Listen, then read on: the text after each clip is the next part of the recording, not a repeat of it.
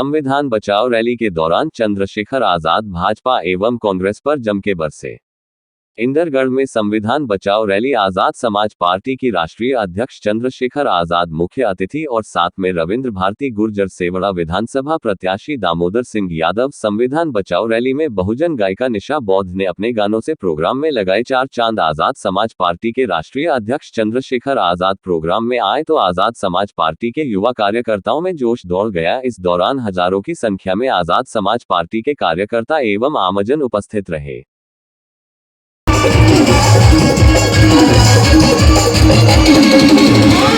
पप्पू भैया जी की ओर से भी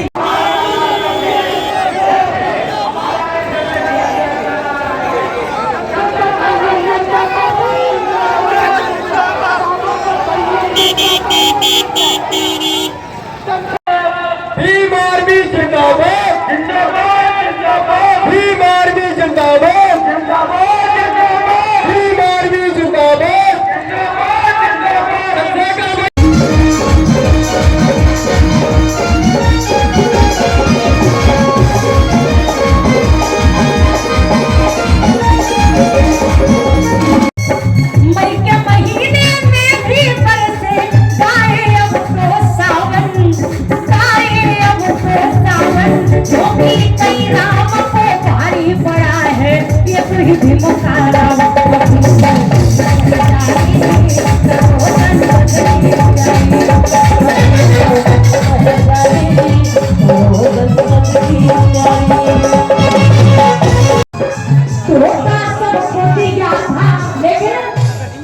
उसका बदला कांसी राम ने बरसों बाद दिया था। अभी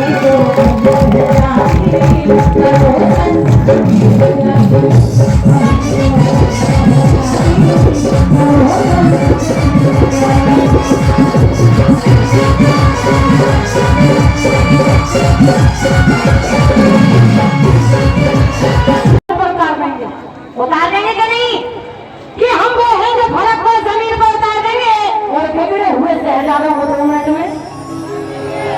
ये हम वो हैं जो भड़क को जमीन पर उतार देंगे और बिगड़े भाई पूरे मंच के लिए रख रही हूँ भाई, छोटे ना 3 शहरों के लिए रख रही हूँ। और आप लोग डटे तभी तो कुछ काम होगा। ए रुक जाओ मामा, रुक जाओ। एक बार सभी बोलेंगे जय भीम। कि राह में खतरा बहुत है लेकिन ठहरता कौन है। कि राह में खतरा बहुत है लेकिन ठहरता कौन है। मौत कल आनी है आज आ जाए, अरे डरता कौन है। तेरे लश्कर के मुकाबले में अकेला खड़ा हूँ मगर अरे फैसला मैदान में होगा कि मरता कौन है। फैसला मैदान में होगा कि मरता कौन है।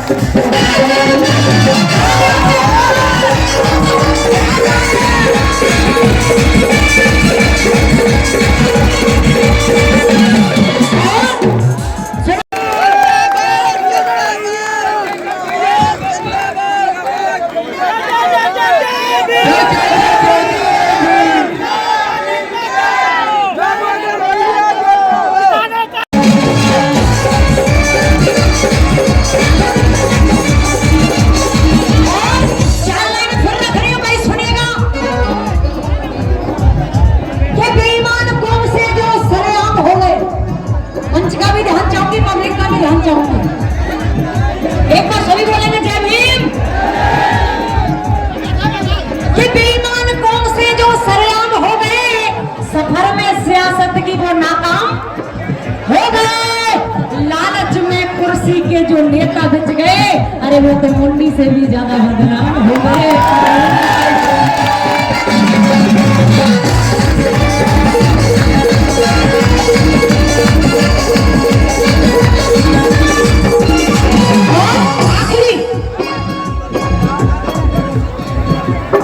तो संविधान बदलना पाएगा। संविधान बदलेगा कि नहीं। संविधान बदलना पाएगा, रावण को तो क्या फंसाएगा।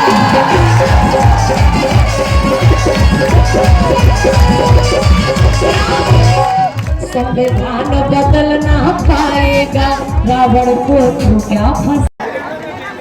स्वाभिमान से जीना सिखा रहा है, मूछ और जो लोग चाहते हैं कि हमारे SC ST OBC के लोग हमेशा वही मान सम्मान की खातिर जिन्होंने कभी समझौता नहीं किया, और हमारे नेता ने हमारे लोगों को सम्मान से जीना सिखाया है। हम ऐसे नेता की सेना है, हम ऐसे नेता के योद्धा है, ऐसा दूसरा नेता आपको दुनिया में मिलेगा नहीं। आप चिराग लेके ढूंढ लो, आप दिया लेके ढूंढ लो। एडवोकेट चंद्रशेखर आजाद जी जैसा बहुजन नायक जो बाबा साहब और मानव साहब के मिशन को आगे बढ़ा रहे हैं, जो हमारे बहुजन समाज के लिए दिन रात मेहनत कर रहे हैं, देश के जिस कोने में भी अपराध होता है उस वहां जाकर न्याय दिलाने का काम करते हैं। साथियों, चूक मत करना, वो मनुवादी लोग, वो कुछ 10% लोग जो इस न्याय की आवाज को खत्म करना चाहते हैं, वो लोग चाहते हैं कि ये जो आवाज आज पूरे देश के कोने कोने से उठ रही है, किस तरह उसको दमन किया जाए। कुछ लोग देख जाते हैं। मैं कहना चाहता हूँ आपसे, ऐसे योद्धा कभी कभी पैदा होते हैं, ऐसे योद्धा जो मृत्यु को भी देख के आगे चल देते हैं, जो संघर्ष के फल पे भक्ति में तब के पैदा हुए हैं, जिन्होंने हमेशा बहुजन समाज के लिए जीना और मरना सीखा है, जिन पे देश की आजादी के लिए, मान सम्मान स्वाभिमान के लिए। और ये लड़ाई चुनाव नहीं है, ये हमारे अस्तित्व की लड़ाई है।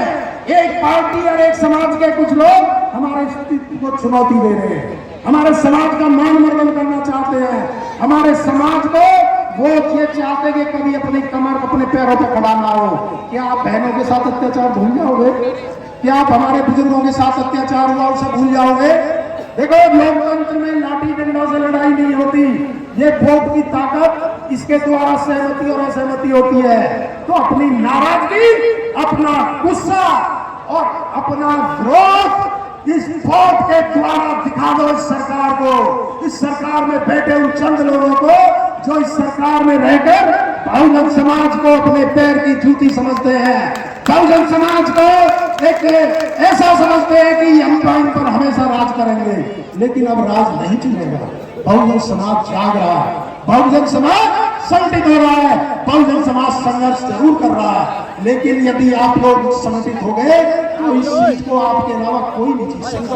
इसे सम्मान के तौर पर भाई चंद्रशेखर कि टूटेंगी तलवारें टकराकर तुमसे, हो जाएंगे दुश्मन के तरकस खाली, और हर मैदान जंग में बेखौफ लड़ो, वक्त से पहले मौत नहीं आने वाली। लास्ट में एक बात और कहना चाहूंगा, क्योंकि गुर्जर समाज में पहले 2 बार मुझे यहाँ बहुत प्यार किया, सम्मान दिया, मेरी 2 यहाँ रैलियां की है। देखो, वोट 5 साल में आदमी एक दिन डालता है और 1 सेकंड में डाल देता है, फिर 5 साल आप उस प्रत्याशी को बदल नहीं सकते। अच्छा हो बुरा हो, यदि आपने एक बार वोट डाल दी तो तुम्हें 5 साल झेलना पड़ेगा।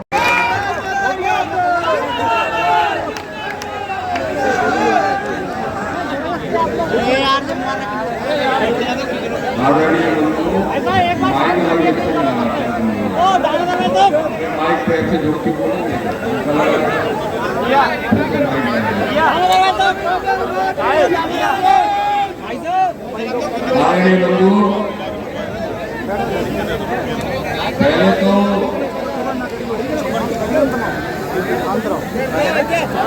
शांति रखो जरा यार। अच्छा, चलो अच्छी बात। मेरे किसान भाइयों, मेरे मिशन के साथियों, मुझे मालूम है कि आप सबके दिल में आज बेहद प्रसन्नता है। क्यों गुस्सा हो गए? क्या बात है? वो मेरे है, और मीडिया वालों को क्या पहुंचा रहे हैं? भाई कहीं तो खड़े होंगे।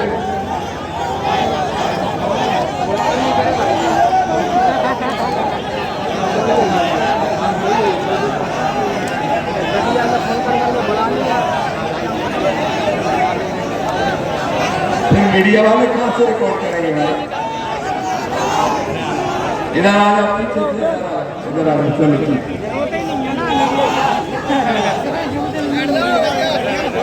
की बात की शुरुआत करूं कहां से? तुम ही बोलो कहां से शुरुआत करें, बोलो कहां से करें, कहां से करें?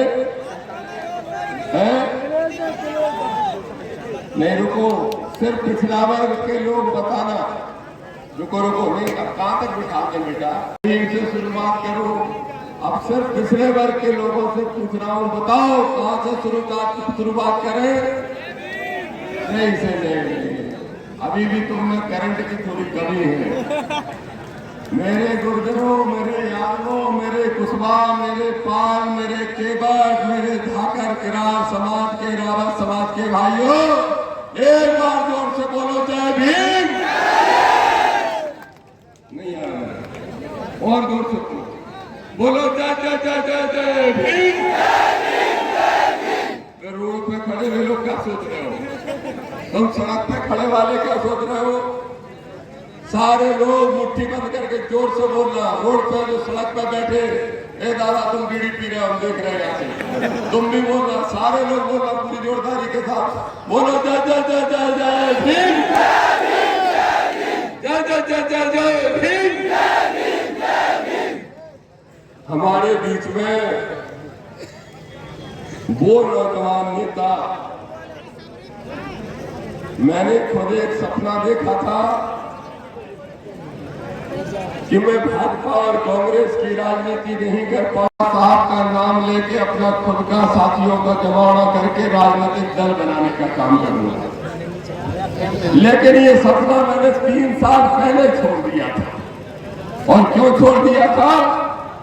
क्योंकि मैंने सबसे पहले जब मोबाइल के माध्यम से चंद्रशेखर आजाद जी को देखा और सुना, उसी दिन तय कर लिया कि हमारा दल तो तैयार हो चुका है।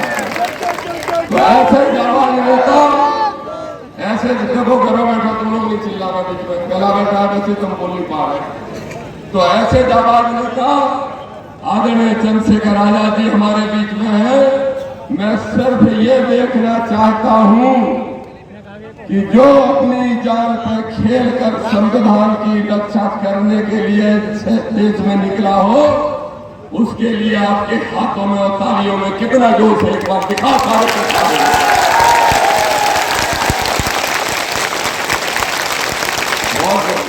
बहुत धन्यवाद। हमारे बीच में गुर्जर समाज के नहीं, गुर्जर समाज के नेता तो है ही, लेकिन बात अकेली एक समाज से नहीं होती।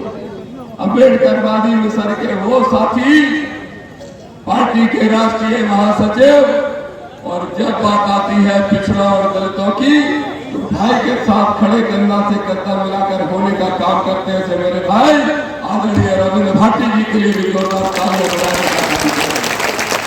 हमारे मंच पर बैठे हमारे एक और राष्ट्रीय कार्यकारिणी के सदस्य कंसाना जी, अमित कसाना जी, हमारे अमित भाई, और मंचासीन सभी साथी, बहुत नाम नहीं ले रहा हूँ, बहुत लोगों के नाम लेने पड़ेंगे। मुझे सीधी सीधी 2-3 बातें बता दो, छोड़ो ये भाई देखा, सीधी सीधी 2-3 बात बताओ। मैदान में आओ, ताली बजाओ, ऐसे ग्रुप रहना। मुझे सीधी सीधी एक बात बताओ भाई, कितने साल से संघर्ष कर रहा हूं किसानों के लिए, बताओ कितने साल? 20 साल। 20 साल। देखो, एक मोटरसाइकिल खरीदने जाते हो बच्चे, साइकिल कितने किलोमीटर चलती है? 1 लीटर में बताओ कितने चलती है? 60। अरे कोई कह रहा 80, हमने कहा चलो मान लो 85 चलती है। 85 ठीक है। दामोदर ने आज तक 200-400 आंदोलन कर लिए किसानों के लिए कि नहीं कर लिए? बताओ कर लिए कि नहीं कर लिए? तो अब इस मोटरसाइकिल को बिना पेट्रोल के कितने साल चलाओगे भाई? हमने तो 200 का एवरेज दे दिया। अब 200 का एवरेज के बाद भी अगर पेट्रोल से मतलब है ऊर्जा, और उस ऊर्जा का मतलब है सड़क पे लड़ ली बहुत लड़ाई, अब है सदन के अंदर की बारी, उसमें ढूंढने का काम करोगे कि नहीं करोगे? जरा बताओ। जो कंफ्यूज हो रहे काय काले टी शर्ट वाले तुम बताओ, कंफ्यूज हो रहे? बोलो दामोदर को विधानसभा भेजने के लिए कितने लोग तैयार हो, कितनी ताकत से तैयार हो, बताओ। सब तैयार हो? अब देखो भाई, बीजेपी तो झूठ बोलती है कि डबल इंजन की सरकार। बीजेपी क्या कहती है? डबल इंजन की सरकार। लेकिन आपका बेटा, किसान का बेटा, मिशन का साथी पूरी ईमानदारी से कह रहा है कि अब डबल इंजन में मिशन चलेगा इस मध्य प्रदेश के अंदर, और पूरी ताकत से चलेगा। और पिछड़ा वर्ग की एक जाति हमारे ऐसे नेता के साथ खड़ी होगी जो अपनी जान की कुर्बानी देने के लिए भी तैयार, लेकिन संविधान को बचाने के लिए तैयार है। मैं कह रहा हूं, अभी भाटी साहब कह रहे थे गुर्जर समाज का आंदोलन। ये बैठे हैं बहुत सारे पिछड़ा वर्ग के लोग, पाल बैठे हैं, गुर्जर बैठे हैं, कुशवाहा बैठे हैं, रावत बैठे हैं, यादव बैठे हैं, और वो भी बैठे हैं जो दाऊ बनते हैं। दाऊ बनते हैं, यादव जी दाऊ, गुर्जर साहब दाऊ। अरे मेरे भाइयों, लठ को तेल पिला रहे हो सालों से और लठ को गलत दिशा में चला रहे हो। लठ को तेल तो पिला रहे हो सालों से, लेकिन लठ को गलत दिशा में चला रहे हो। जो तुम्हारा भाई है, राजनीति से लेके खेत तक साथ देता है, उसको अपना भाई नहीं मानते और दूसरों के तलवे चाट के गुलामी करने का काम आज तक पिछले वर्ग के लोग करते चले आ रहे हो। मुझे कहने में संकोच नहीं, चाहे मेरा हीर हो, चाहे गुजर हो, चाहे गड़रिया हो, चाहे काकी हो, चाहे रावत हो, चाहे कुर्मी हो, चाहे किरार हो, चाहे केवट हो, मल्लाह हो। सुन लो मेरे भाइयों, लोधी समाज के भाइयों, आप भी सुन लो। तो मैं समझा के थक गया। 20 साल से एक ही बात समझा रहा हूं कि अगर जीवन में कुछ पाना चाहते हो, अगर अपने स्वाभिमान के साथ जीना चाहते हो, और अगर अपना हक अधिकार चाहते हो, तो अपने दिल में अंबेडकर को बसा लो और चंद्रशेखर आजाद का साथ दो। याद रखो, किसान के बेटे को आशीर्वाद देगा और 5,000 से ऊपर जिताने का काम करेगा। वो करोगे कि नहीं करोगे? पूरी ताकत से बताओ, करोगे? पीछे वाले करोगे, इधर वाले करोगे, उधर वाले करोगे, सड़क वाले करोगे, सड़क वाले बताओ, सड़क वाले करोगे? अब भैया अगर करोगे तो सुन लो, ये जो गुंडागिर्दी चल रही है, हमारा एक जाटक, एक कुशवा, एक पाल, एक कोई भी ओबीसी का आदमी अभी मोटरसाइकिल लेके निकलता है। ये खड़े हैं दरोगा की टीआई सब आसपास खड़े। जब भी कार्यक्रम होता है हमारी ड्यूटी में तो आ जाते हैं कि हम एक भाई एक आंदोलन भर घोषित कर दें, चाहे गांव में 200 ही किसान आए, 250 आ जाते हैं पुलिस वाले। लेकिन आप तो जाते हैं, जब तुम गांव से मोटरसाइकिल लेके आते हो तो हेलमेट के नाम पे 500 छुड़ा लेते हैं कि नहीं छुड़ा लेते हैं? छुड़ा लेते हैं।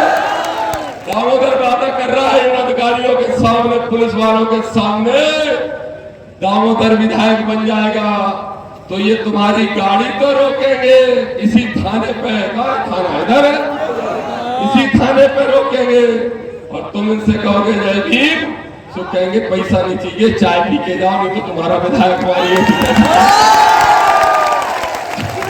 ये घोषणा मैं शुरू से कर रहा हूँ। और एक डीएसपी में मित्र है हमारा, उसने फोन किया, बोले नेताजी हम सोच रहे थे आप एमएलए बन रहे हैं, हम वहीं आ जाएंगे। तो हमने आ जाओ, क्या दिक्कत है? बोले अब हम सोच रहे हैं, अपनी पत्नी से बात कर रहे थे कि तनख्वाह तो चाय पिलाने भी चली जाएगी, फिर मजा क्या। तो मेरे भाइयों सुन लो, अगर 4 बजे डीपी फूक जाएगी तो 6 बजे डी आके बदल जाएगा, नहीं तो डी इस दतिया जिले में नहीं बैठ पाएगा, किसी भी गांव की समस्या अगर आपकी होगी। अच्छा बताओ, ये हमारी घोषणा है कि हम कर सकते हैं? करके दिखाया है। तुमने सरपंच ही नहीं बनाया, तुमने सरपंच बनाया नहीं, पंच बनाया नहीं। अब दामोदर का मर जाए कि साले का बनेंगे, पक्का बनेंगे। अब बनेंगे कब वो भी सुन लो। दिमाग में कंफ्यूजन जो है उसको दूर करो। और कंफ्यूजन क्या, नरोत्तम मिश्रा जी ने बुलाया ये अपने सेठ जी को। अच्छा अपने दो भाई, एक 2 मिनट और बोलू 2 मिनट। नरोत्तम मिश्रा ने बुलाया, सुनो कि साजा जिस दिन से हमारे दाता कोई राजा नहीं। अरे ये वो महापुरुष है जिन्होंने सारे राजाओं की रानियों के पेट से राजा बनी कर दिए पैदा होना। अब अगर राजा पैदा होता है, अगर लोकतंत्र का कोई राजा है तो आप हो, जिसको चाहो रंग बनाओ, जिसको चाहो और राजा बनाने का काम करो। उस राजा को बुलाया नरोत्तम मिश्रा ने और क्या कहा, अरे घनश्याम सिंह जी आप चुनाव हार सकते हो, दामोदर जीत रहा है, मेरी सीआईडी की रिपोर्ट के लिए मैं गृह मंत्री हूँ। तो उन्होंने कहा बताइए मंत्री जी। अब देखो यहाँ बीजेपी कांग्रेस कुछ नहीं, ये है कांग्रेस का, लेकिन वहां पर अच्छा घनश्याम सिंह कहा था कांग्रेस के हैं खीरपुरा, खीरपुरा जहां से हम भाई मुड़े थे घर के लिए, वो लास्ट जो गांव था वहां से विधानसभा चालू होती है और उसके आगे होती है दतिया। तो ये जो यहाँ का एमएलए है राजा सामंत शाही, ये वहां है भाजपा का और खीरपुरा सुरी होती है, सुरी हो जाता है कांग्रेस। ये बात सच्चाई है कि नहीं? और अगर ये सच नहीं होता तो 2018 के चुनाव में यही घनश्याम सिंह ने अपने 2000 वोट नरोत्तम मिश्रा को डलवा दिया, इसलिए राजेंद्र भारती चुनाव हार गया था। बोलो सही बात है कि नहीं है? ये बीजेपी कांग्रेस एक है। और पहले घनश्याम सिंह को बुलाया, अगले दिन किसको बुलाया? वे सोने, यहाँ बीजेपी का जो प्रत्याशी है वो नगर सेठ है, सोने चांदी का व्यापारी, 4.5 साल सोना बेचता है, मिला मिलू के जो करते हैं गड़बड़ियां, हमसे इनसे पैसे कमाता है, इनको साहूकारी पे शादी ब्याह में जेवर उधार दे देता है, ब्याज पूरा लेता है और बदले में इनका वोट भी लेता है। ये है कहानी। तो उसको सेठ को बुलाया और सेठ से कहा तू भी चुनाव हार रहा है। तो मुझे खबर लगी कि नरोत्तम मिश्रा बीजेपी कांग्रेस को एक करा रहा है। मैंने कहा बीजेपी कांग्रेस एक नहीं हो सकती, चिंता मत करो, ऊपर से एक नहीं दिखेंगे, अंदर से एक रहेंगे। मेरे भाइयों, षड्यंत्र करके पिछड़ा वर्ग के दूसरे प्रत्याशी उतारने का षड्यंत्र रचा गया है। ध्यान रखो इस बात को, षड्यंत्र करके दूसरे प्रत्याशी उतारे जा रहे हैं। 20 साल से मेहनत दामोदर की, 10 साल से मेहनत इस केशव की, एक एक नौजवान साथी की जो मंच पे बैठा है, लेकिन बोले दामोदर बन गया तो सबकी दुकानों पे, दलालों की दुकान पे ताला लग जाएगा। क्यों? ठीक बात है कि नहीं? इसलिए इन्हें षड्यंत्र करके एक प्रत्याशी लिया दूसरे जिले का, उसने कहा साहब पैसे नहीं है। नरोत्तम मिश्रा ने कहा हम दे रहे हैं। बोले टिकट नहीं होगा, बोले हम करवा रहे, चिंता मत करो, और टिकट करवा दिया। उसके अलावा और एक दो ने फार्म खरीद लिए। क्यों? और खरीद लिए केशव और पिछड़ा वर्ग के लोगों ने भर दिए, 1-2 भर दिए, कोई 1000 ले जाए, कोई 1500 ले जाए, कैसे भी दामोदर का 15,000 वोट कट जाए और दामोदर चुनाव हार जाए। ध्यान रखना, अगर मैं इस बार चुनाव हार गया तो फिर तुम्हारे बीच में कभी चुनाव नहीं लड़ूंगा। और क्यों नहीं लड़ूंगा उसका भी कारण बता रहा हूं। इसलिए बता रहा हूं कि जो मिशन में काम करते हैं वो हार से कभी नहीं डरते, लेकिन मिशन में काम करने वाले इस बात से जरूर परेशान होते हैं कि हम जिनके लिए जी रहे हैं, जिनके लिए मर रहे हैं, वो जागने को तैयार क्यों नहीं हो रहे हैं। इसलिए मेरे भाइयों जागरूक हो जाओ और एक गठजोड़ बनाओ पिछड़ा वर्ग के लोग हमारे एससी वर्ग के भाइयों के साथ, अल्पसंख्यक के भाइयों को साथ लेकर और किसानों की एकता का संदेश देते हुए यहाँ से बोलो बम्पर वोटों से जिताओ। अब अभी कसम सुनो, अब तुम्हें कॉल है, कॉल हमारे कसम से कॉल कहा था, कसम से कहते हैं, हाँ कॉल है तुम्हें, अगर मन नहीं हुए तो अब यही बता दीजिए, अब यही बता दीजिए। और सुन लो, पहले पूरी बात सुन लो, पहले बात सुन लो, फिर फंस जाओगे बाबे में। अगर मन नहीं हो तो पहले ही बता दो, और अगर मन हो तो आज शपथ लेके जाओ कि जितने लोग यहाँ आए हो एक आदमी 5-5 वोट डलवाएगा। अगर वो कसम खाते हो तो हाथ उठाओ, बोलो। तो बस हो गया चुनाव, बस हो गया। अरे 40,000 की तो जीती है भाई, लेकिन तुम्हें 60 से कम नहीं देना है। कितने दोगे? कितने दोगे? 60,000। क्या कि वो सपनों गलत नहीं बचेंगे। 22,680। ठीक है कि नहीं? तो चलिए आप सारे साथी पूरी ताकत के साथ काम करो।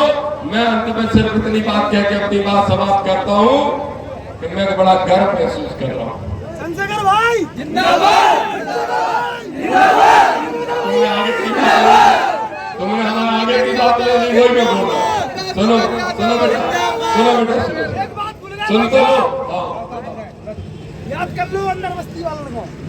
अच्छा, अंदर बस्ती वाले, ठीक है। अच्छा सुनो, मैं आज बड़ा गर्व महसूस कर रहा हूँ।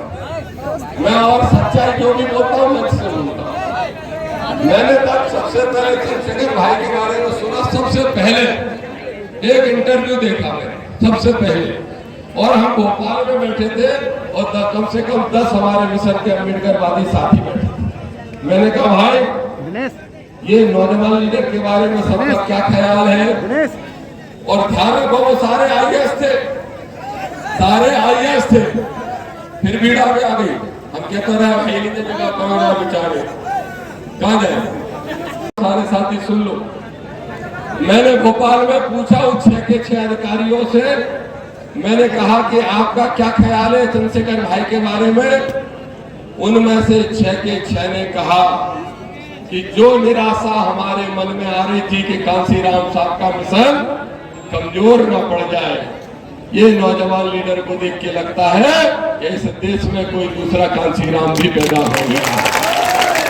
और आज मैं गर्व से कह रहा हूं, यहाँ नारा लगता था भैया भाटी साहब, यहाँ नारा लगाते हमारे लोग, बाबा क्या बाबा साहब का मिशन अधूरा और कांसीराम साहब का नहीं, कांसीराम साहब का सपना अधूरा, बाबा साहब का मिशन नहीं अधूरा, ऐसे ही कुछ। और आपका बेटा दामोदर यादव करेगा पूरा? नहीं, दामोदर पूरा तुम्हारे बीच में करेगा।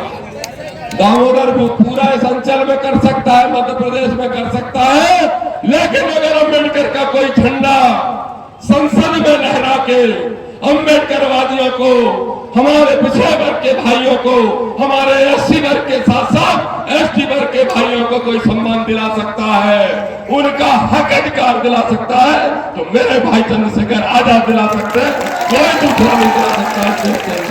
इसलिए वोटों का कंफ्यूजन तो बर्बाद करना। अगर 5,000 वोट बर्बाद कर दोगे, ध्यान रख लो, 5,000 भी वोट बर्बाद कर दोगे तो फिर सीट गड़बड़ हो जाएगी, तो नहीं करोगे कोई। देखो नौजवानों, तुम्हें घर जाना है। मिशन का दादा साहब कांसीराम का सपना पूरा करने के लिए आपके बीच पहुंचे हैं। बाबा साहब को माला पहनाने चलेंगे, हमने बात कर ली है, लेकिन भाषणों के बाद सुनो भाई, सब अनुशासन में चलोगे, पक्का वादा करो, सब अनुशासन में चलोगे पूरे लोग, और सारे लोग बाबा साहब के को याद करते हुए नारे लगाते हुए चलना, और भाई के नारे, ठीक है कि नहीं? चलेंगे सारे लोग चलेंगे। अब मैं आमंत्रित कर रहा हूं आजाद समाज पार्टी के राष्ट्रीय अध्यक्ष, भीम आर्मी के संस्थापक, परम आदरणीय मेरे बड़े भाई चंद्रशेखर आजाद जी को आए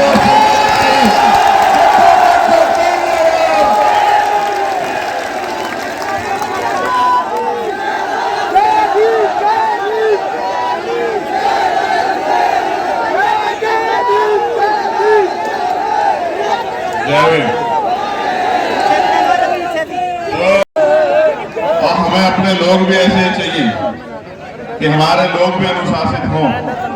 तो पहले तो बनाओ वो माहौल कि लगे कि अनुशासन है, तब तो हम रखें बात। और अगर तुम ऐसा माहौल ना बनाओ तो फिर हमें लगे तुम हमें सुनना ही नहीं चाहते। तो पहले तुम लोग ऐसा माहौल बनाओ जैसा हमने तुमसे मांगा आने के बाद। जब तक तुम ऐसा माहौल ना बनाओ और जब खराब करो तभी हम रुक जाएं, उसके बाद तब तक ना बोले जब तक तुम लोग वापस वैसा माहौल ना बना दो। और मीडिया के लोगों को रहने दो, तुम मीडिया मत बनो। तुम्हें ये मीडिया के लोगों को खड़े रहने दो यहाँ, तुम मत खड़े हो। तुम तो बहुत दिनों से खड़े ही हो, तुम्हें सुनता कौन है? बैठ जाओ, बैठो बैठो।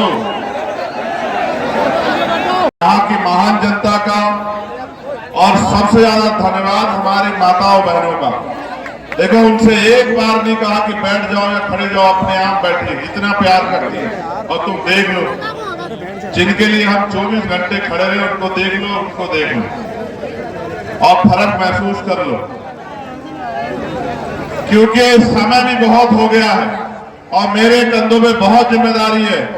तो मैं धन्यवाद देता हूं यहाँ की पूरी भीम आर्मी आजाद समाज पार्टी के एक कार्यकर्ता को और इस मंच पर उपस्थित तमाम हमारे सम्मानित नेतागण जो भाई दामोदर जी से बहुत प्यार करते हैं, और यहाँ बैठे हमारे सभी मजदूर, किसान, नौजवान, महिलाएं, बुजुर्ग, बच्चों, मीडिया के साथियों। चुनाव आ गया और आप जानते हैं हम चुनाव में नहीं आते हैं, लेकिन बाकी सब बारी आते हैं। पहली बार आए चुनाव में आपके बीच, बताओ उससे पहले आए क्या चुनाव में? बताओ नहीं, मगर ये भी बताओ कि पूरे देश में अगर कहीं आपके ऊपर कोई जुल्म हुआ हो तो क्या पीछे रहे हैं क्या? बताओ। तुम लोग गड़बड़ कर रहे हो, तुम लोग बैठो बैठो, तुम लोग और जिम्मेदारी समझो। गैर जिम्मेदार हो जाओगे तो फिर नुकसान होगा तुम्हारा। अब तुम देख लो, तो समय समय पे भारत की धरती पे जन्मे सभी संतों, गुरुओं, महापुरुषों को नमन करता हूं। भगवान बुद्ध से लेके संत श्रोमणी सतगुरु रविदास जी महाराज, गुरु नानक देव, संत कबीर, गुरु घासीदास, फिर राष्ट्रपिता ज्योतिबा फूले, छत्रपति साहू जी महाराज, डॉक्टर बाबा साहब अम्बेडकर, पेरियर रामास्वामी नायकर, प्यारेलाल यादव, बाबू जगदेव प्रसाद कुशवाहा, जननायक कपूरी ठाकुर, संतराम जी प्रजापति, महामना रामसूर वर्मा, मान्यवर दीना भाना वाल्मीकि साहब और मान्यवर काशीराम साहब को नमन करता हूं। मुझे आपसे ज्यादा कुछ नहीं कहना है, मैं आपको प्रजातंत्र बता देता हूं। प्रजातंत्र होता क्या है? तुम अपनी समस्याओं के जिम्मेदार खुद ही हो, अभी बता देंगे, तुम्हारी समझ में आ जाएगा। देखो, ये लोकतांत्रिक प्रदेश और देश है। लोकतंत्र कब आया, लोकतंत्र क्यों आया, लोकतंत्र में कौन ताकतवर है, कौन कमजोर है, ये समझने का विषय है। और लोकतंत्र में आप कैसे ताकतवर हो सकते हैं, ये भी समझना पड़ेगा। अभी हमसे पहले हमारे बहुत ही सम्मानित वरिष्ठ नेता, राष्ट्रीय महासचिव रविंद्र कुमार भाटी जी अपनी बात रख रहे थे और समाज से अपील कर रहे थे। उनसे पहले तमाम हमारे पार्टी के वरिष्ठ सभी नेताओं ने अपनी बात रखी, संगठन के लोगों ने बात रखी, फिर हमारे यहाँ के प्रत्याशी बोले, उन्होंने आपसे बात रखी। लेकिन मुझे आपसे कुछ और कहना है। ये देश राजा महाराजाओं के हाथ में था, राजतंत्र में था, और राजा महाराजा जो कह देते, राजा अगर दिन रात को दिन कह दे तो जनता को भी रात को दिन कहना पड़ता था। राजा अगर दिन को रात कह दे तो प्रजा को भी दिन को रात कहना पड़ता था, क्योंकि अगर रहना था उनके प्रदेश में, उनके राज्य में, तो उनके हिसाब से चलना था। फिर एक ऐसा सुरजाला निकला, एक ऐसा सूर्य निकला, एक ऐसे रहबर पैदा हुए जिनको हम डॉक्टर बाबा साहब अम्बेडकर के नाम से जानते हैं। उन्होंने जो अपमान पूरे जीवन में सहा और अपने 4-4 बच्चों की कुर्बानी देके हमें हमारे पैरों पे खड़ा करने के लिए अंग्रेजों से लड़ाई लड़के अपनी एक एक बात को उन्होंने और उनके साथियों ने अंग्रेजों के सामने जिम्मेदार से रख के इस देश में शोषित वंचित वर्ग के अधिकारों के लिए लड़ाई लड़ी। और एक दिन ऐसा समय आया कि देश आजाद हुआ और भारत में लोकतंत्र स्थापित हुआ। जब मिला वोट का अधिकार तो सब लोग चले गए विरोध में। कोई कहता वोट का अधिकार उसको मिले जो जमींदारी करता है, कोई कहता उसको मिले जो व्यापारी है, कोई कहता उसको मिले जो बहुत पढ़ा लिखा है, कोई कहता उसको मिले जो लगान देता है। डॉक्टर बाबा साहब अम्बेडकर ने कहा कि अगर चंद लोग फैसला करेंगे होगा, उनका विधायक कैसा होगा, उनका सांसद कैसा होगा, तो ये लोकतंत्र नहीं होगा। अगर पूरी जनता फैसला करेगी और जनता जिसके पक्ष में ज्यादा होगी, जिसको वोट ज्यादा देगी, वो अगर इस तरह से चुना जाएगा तो फिर माना जाएगा कि भारत में लोकतंत्र है। सम्मानित साथियों, ऐसा ही हुआ। आपको जानकारी भी तो नहीं, नौजवान लोगों को नहीं होगी, इसलिए आपसे कह रहा हूं। पहले वोट देने की उम्र थी 21 साल, फिर इसमें चेंज हुआ और वोट देने की उम्र तय हुई कितनी? 18 साल। पहले 18 साल का व्यक्ति नहीं दे सकता था, फिर ये अधिकार आया, दोबारा से इस पे चेंज हुआ। 18 साल का व्यक्ति बालिग माना जाएगा, वो वोट देके सरकार चुनेगा। आज हमारे बहुत सारे नौजवान हैं जो 18 साल पार करके पहली बार वोट देने जाएंगे। फैसला आपको करना है। देखो, हम राजतंत्र में दूसरे लोगों के डंडे से हाके जाते थे। गांव में बैठा एक जमींदार डंडा उठा देता, हमारे लोग कमजोर किसान पीछे हट जाते। और क्या क्या नहीं सहा आपने। इतिहास का बहा लूंगा, तुम्हारे जख्म क्रोधोगा तो यही रो पड़ोगे। मेरी बात को याद रखना। भारत में ऐसी व्यवस्थाएं थी मेरे सूरवीरों, मेरे बहादुर योद्धाओं, सुनो। देवदासी प्रथा थी कि महिलाओं को दान किया जाता, बच्चियों को, और मंदिरों में, धार्मिक स्थलों में उनका शोषण होता था। आज भी चलिए इतिहास गवाह पढ़ना। महिलाओं को तन ढकने का अधिकार नहीं था, विधवा विवाह नहीं होता था, बाल विवाह होता था। पहले बच्चों को ऐसे धर्मशास्त्रों में इस तरह की बातें लिख के आपके पहले बच्चों को नदी में दान करवाया जाता था। तमाम तरह की मुसीबतें, पाबंदियां आपके ऊपर थी। आप दिन के उजाले में नहीं निकल सकते थे। आपको अपनी बात को कहने का अधिकार नहीं था, बड़ा मकान बनाने का अधिकार नहीं था, जेब में पैसे रखने का अधिकार नहीं था, सम्मान से जीवन जीने का अधिकार नहीं था, अच्छा पानी पीने का अधिकार नहीं था, अच्छा भोजन खाने का अधिकार नहीं था, अच्छे कपड़े पहनने का अधिकार नहीं था। आपको खेत में भी कोई घुसने नहीं देता था। फिर आया लोकतंत्र, भारत का संविधान एक ऐसा उजाला 26 जनवरी 1950 को कि देश का हर एक नागरिक बराबर।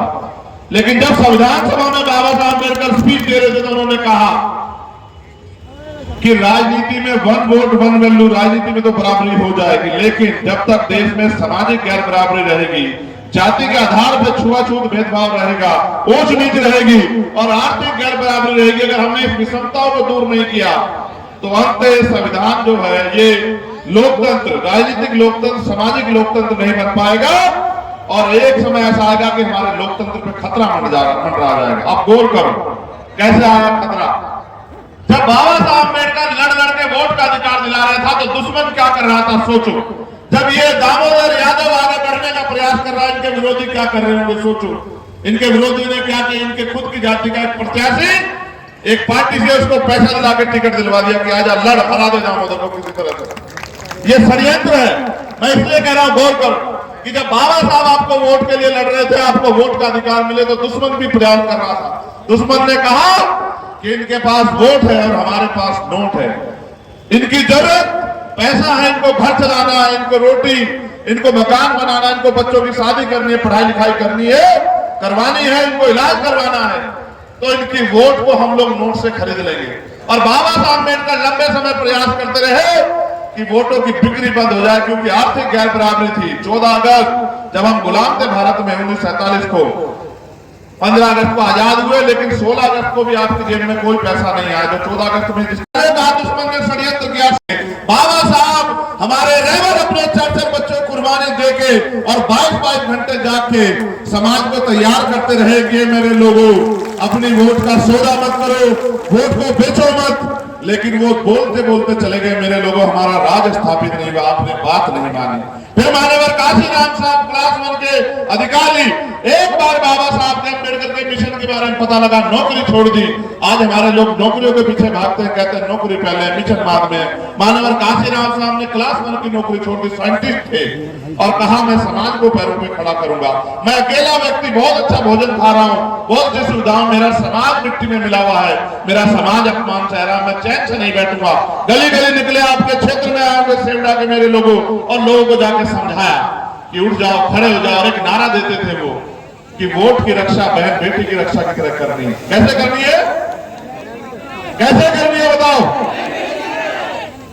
उनका उद्देश्य क्या था कि बाबा साहब अम्बेडकर जो पीड़ा महसूस करते थे कि वोट हमारे पास है, नोट इनके पास है, ये हमारी वोट को नोट से खरीद रहे हैं। उन्होंने नारा इसलिए दिया कि लोग वोट को बेचना बंद करें, वोट की शक्ति समझें।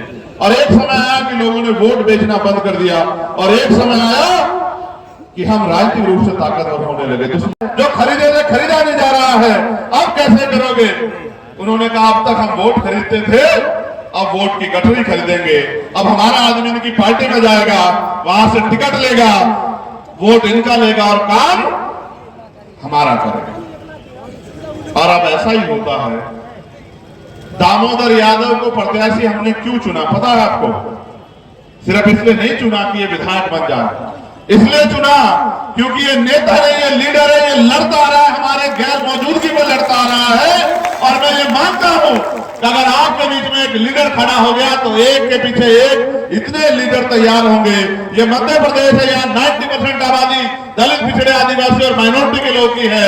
आपने जातिगत जनगणना बिहार की देखी, बिहार की जातिगत जनगणना कहती है कि 90% आबादी दलित, पिछड़े, आदिवासियों और मुसलमानों की है। और फिर अभी आर्थिक आंकड़े जारी नहीं होंगे, आर्थिक आंकड़े जारी होंगे, आपको जानकारी होगी कि 90% लोग 10% पैसे से अपने बच्चों का पेट किस तरह पाल रहे हैं, आपको पता लगेगा। और 10% लोग 90% पैसे से कैसे ऐश कर रहे हैं भारत में, इसका भी आपको पता लगेगा कि क्या चोर बाजारी चल रही है। अमीर का कुत्ता भी एसी में सोता है, अमीर का कुत्ता भी 4 पहियों की गाड़ी में घूमता है। और किसान को बंद कर देते हैं 10,000 रुपए में, 1-1 लाख करोड़ रुपए लेकर के पूंजीपति मित्र मोदी जी के भाग गए। किसी ने सवाल नहीं पूछा, आप 10,000 रुपए का बिल रोक लो, आपकी बिजली काट देंगे और आप पे मुकदमा करके आपको जेल भेज देंगे। ये हालत है आज। मैं आपको कहना चाहता हूं और आप चेक करा लो, खड़ा ना हो और इनका पेट ना भरे, इसलिए व्यवस्था बना के आपको लूटने, खसोटने और खरीदने का काम किया जा रहा। मैं आपको ये कहना चाहता, बहुत हो गया, बहुत जुल्म आपने सह लिए। 12 फरवरी को हम लोग भोपाल में आए थे और बड़ी संख्या में आप लोग भी पहुंचे होंगे। और हमने अपनी इस सरकार को जो है अपना ज्ञापन दिया कि ये हमारी मांगे सरकार ने हमें छोड़ दिया, हमारी खबर नहीं ली। मैंने जब पता किया दामोदर यादव के बारे में कि अब देखो नेता पता करता है पैसा कितना है, कंपनी है, फैक्ट्री है, नहीं। मैंने जब पता किया तो मैंने पता किया कि जब 2 अप्रैल में दलित समाज के लोग अपने अधिकारों के लिए सड़कों पर आंदोलन कर रहे थे तो दामोदर यादव उनके बीच में खड़ा था, दामोदर यादव उनका नेतृत्व कर रहा था। और भारतीय जनता पार्टी के लोग उस पर मुकदमा लिखवाने के लिए घूम रहे थे। ये तो ताकतवर है, मुकदमे तो 16-17 झेल रहा है, कौन झेल लेता। लेकिन आप ये सोचो कि आपके बुरे समय में आपके साथ कौन थे। हमारे कुछ साथियों को निराशा भी लगी होगी जो लड़ना चाहते थे, उनको ये भी लगा गया, हमसे पूछे कुछ फैसले राजनीति में बड़े कठोर ले जाते हैं। और फिर मैं कह रहा हूं अपने नेता उसकी नीति पे भरोसा रखो। मैंने किसी धंधा सेठ के बेटे को आगे बढ़ाने के लिए यहां नहीं खड़ा किया।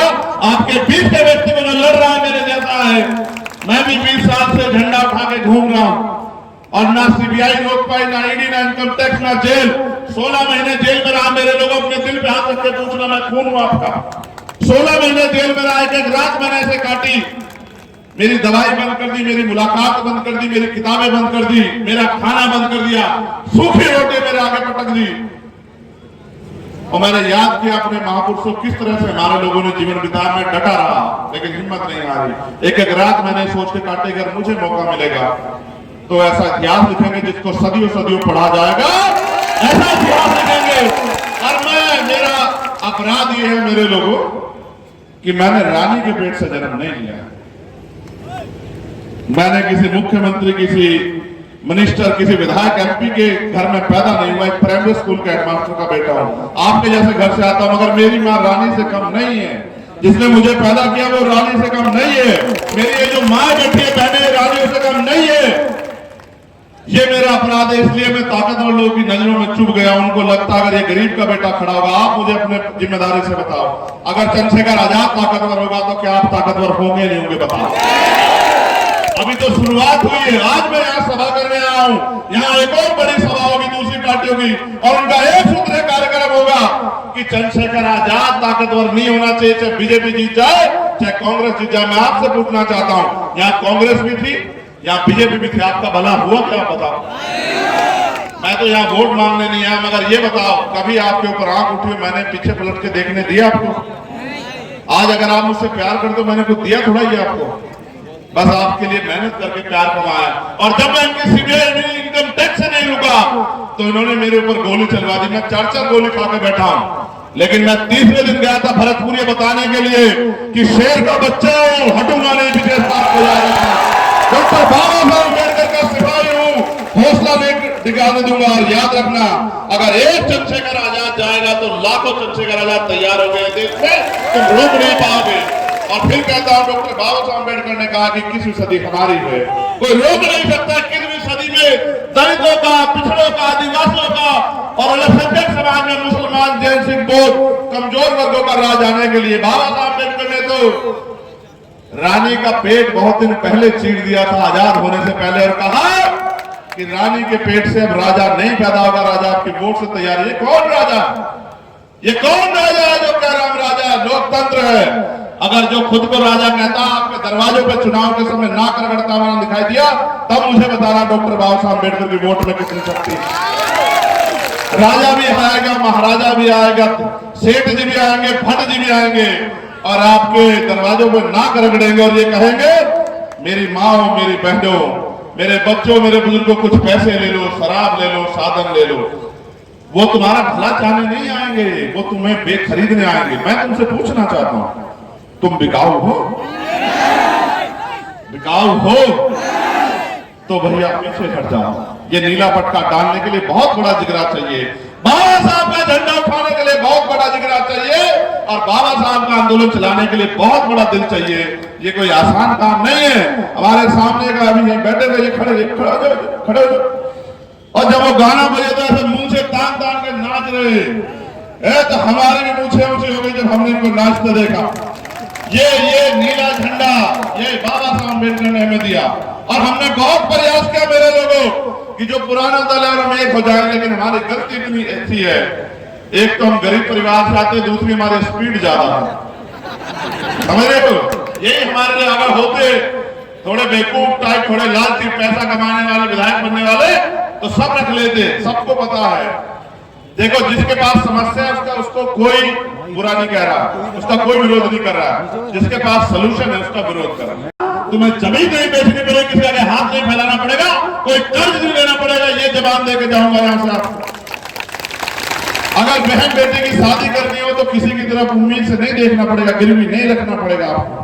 और अगर बढ़िया इलाज है, मैंने तो खोया अपने पिता को, मेरी जेब में पैसे होते, मैं भी धंधा सेठ का बेटा होता तो बचा लेता अपने पिता को।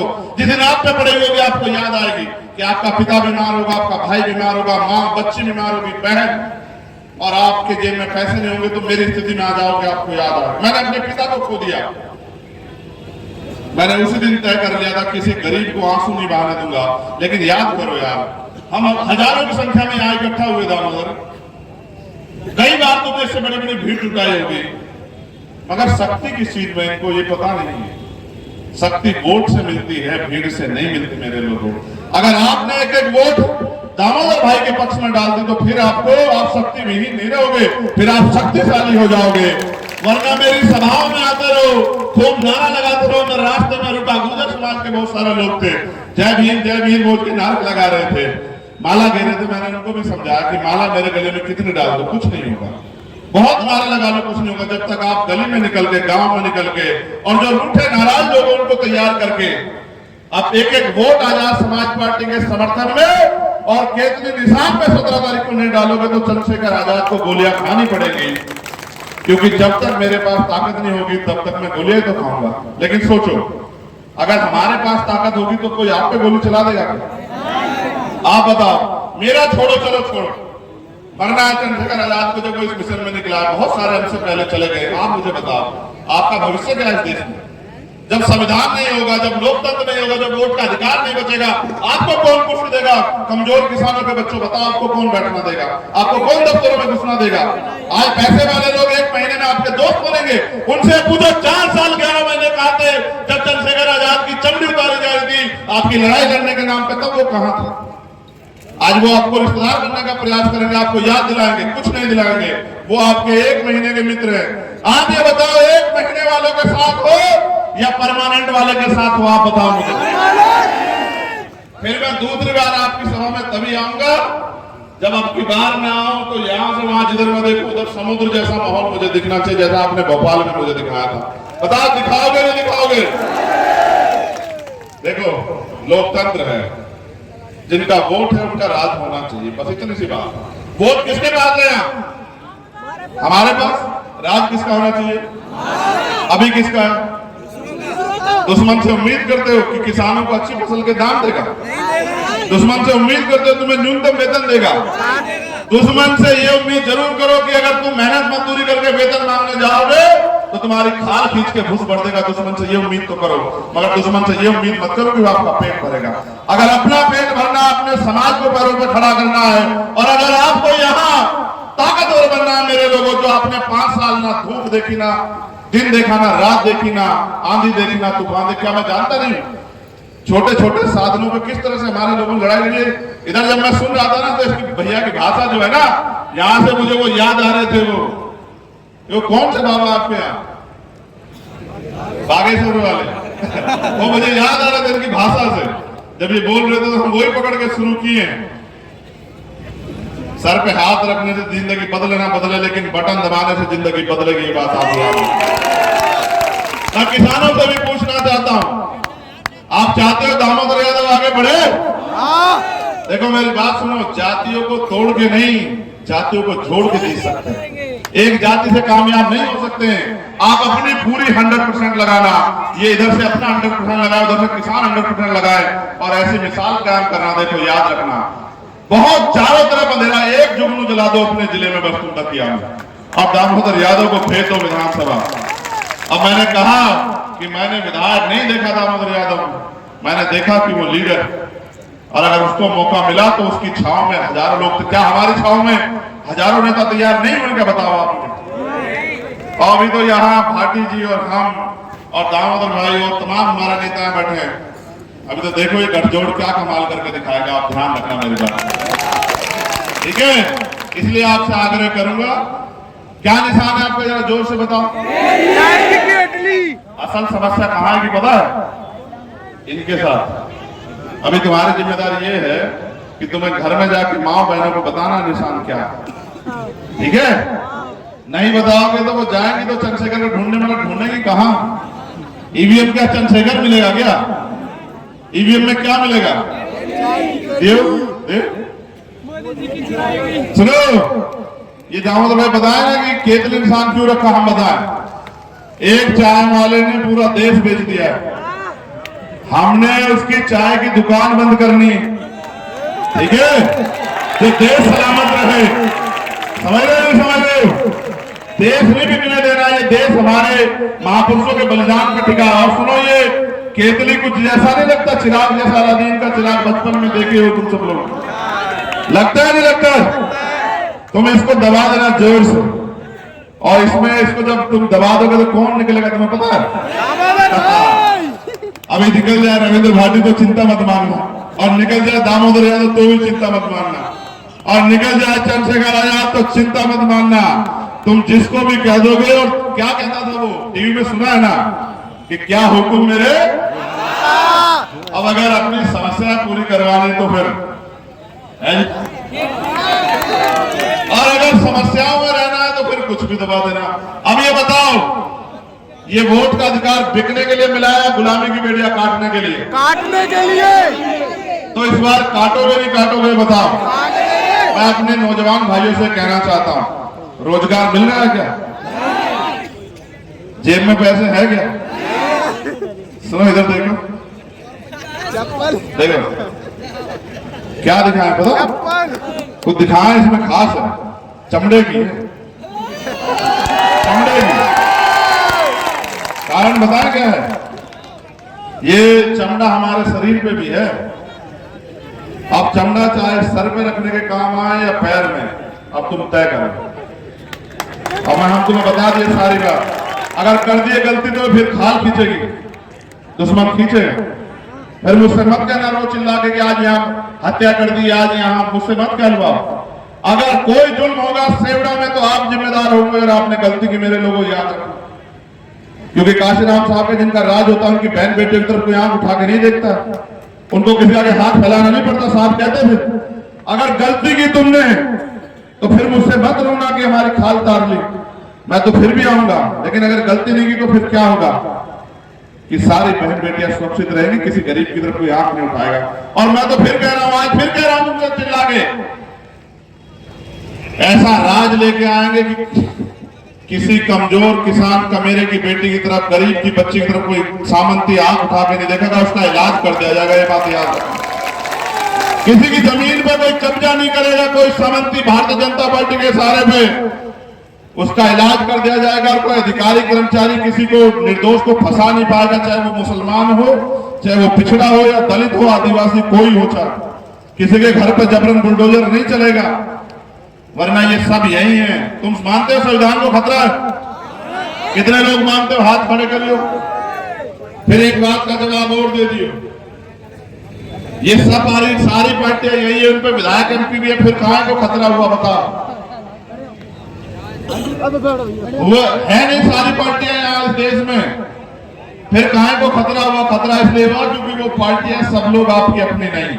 अगर आज कोई आपका अपना है तो वो भीम आर्मी और आजाद समाज पार्टी है। इसलिए बस पीछे पलट के नहीं देखना। पीछे पलट के तो नहीं देखोगे? बताओ फिर जोर से निशान क्या आपका? बताओ। अब सब चुप हो जाओ, ये माए बहने बताएं बस। आप बताओ निशान क्या अपना? आवाज करो, ये इतनी कम आवाज में तो कुछ नहीं बनेगा। एक साथ लगाओ, जब हम कहें 1 2 3 पे लगाओ, 1 2 3। हाँ, ऐसे इकट्ठे होके देना। कभी कुछ 15 को दे दो, कभी 14 को दे दो, कुछ 17 को दो, ऐसा मत करना। सब इकट्ठे होकर किस तारीख में वोट डालना है? 17 में कहो कि हम 15 के मीत, हम 16 के नहीं। अच्छा सुनो, कोई पैसा शराब लेके आए, शराब ऐसे बुरी चीज है, कोई पैसा पूसा दे तो रख लेना, घबराना मत। हम हैं जो तुमसे वापस कोई छीनने में बता देना, तुम उनका पैसा नहीं है, सब हराम का कमाया हुआ है, समझ रहे? तभी लुटा रहे हैं। गरीबों की जमीन, गरीबों की खाल खींच खींच के कमाया, गरीबों का पैसा है। इसलिए अगर तुम्हें कोई पैसा दे तो रख लेना, कोई सेठ जी, कोई राजा जी दे तो रख लेना, और बता देना अगर कोई कुछ कहे कि हम उनके भाई। समझ रहे हो? समझ रहे हो? समझे नहीं समझे? मगर उनका पैसा जेब में गिर के तुम ईमानदार और खराब तो नहीं हो जाओगे? पक्का? हाँ तो ठीक है, बहुत बढ़िया, बहुत बहुत धन्यवाद। जय भीम, जय भारत, जय मंडल, जय जोहार, जय संविधान, जय जय